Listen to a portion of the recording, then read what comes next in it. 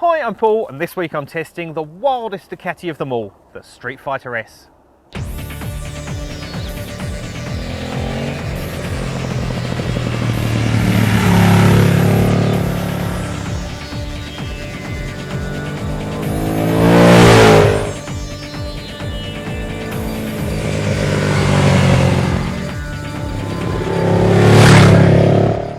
Now, for many years, if you wanted a naked Ducati, you had to look at the Monster range.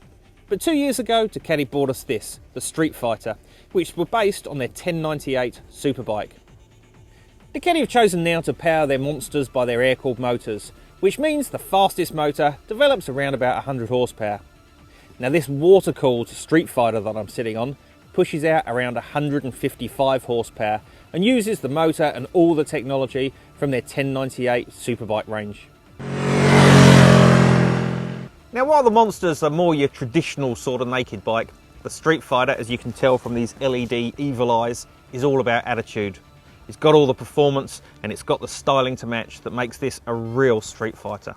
Now, if you're sitting there on your couch at the moment thinking that you've got a street fighter in your garage, unless it's a Ducati Streetfighter, I can tell you that you haven't, because I have never ever ridden such a nuts naked bike as this one.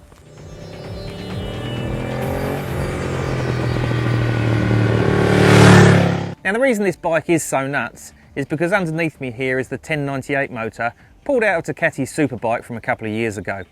Now, it's still pushing out 155 horsepower and it's also producing 115 newton meters of torque. Combine that to a bike that weighs in around 167 kilos and you can see that it's going to be quite an exciting package. Now, Ducati worked that out and they've even extended the beautiful single-sided swing arm by 35 mils to try and keep the front wheel on the floor. But to be honest, it doesn't feel like it because that front wheel is always heading for the sky.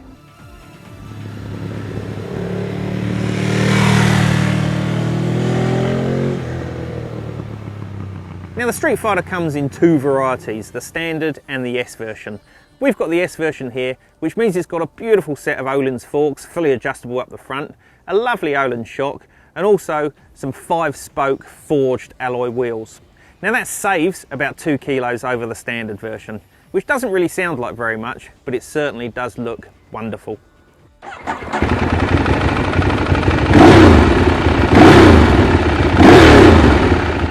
Now, the S model's got the same looking dash as the standard version, but it's also got a lot more goodies on it. So it's got the DDA Ducati data analysing system, which means you can stick a USB stick in and download all your lap times and all your telemetry.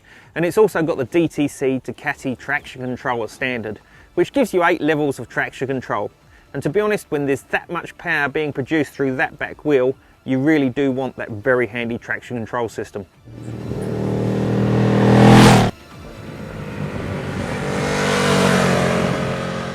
As you'd expect with an S version Ducati, the price tag is what you'd say right up there.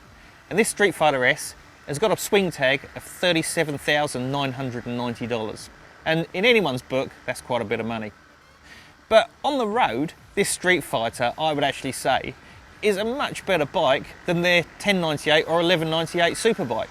The Öhlins suspension's nice and supple, so it really does soak up our lumps and bumps. But the power from that motor is just so much more usable. From 4,000 RPM, there's just heaps there. And as I say, it really will just wheelie from corner to corner.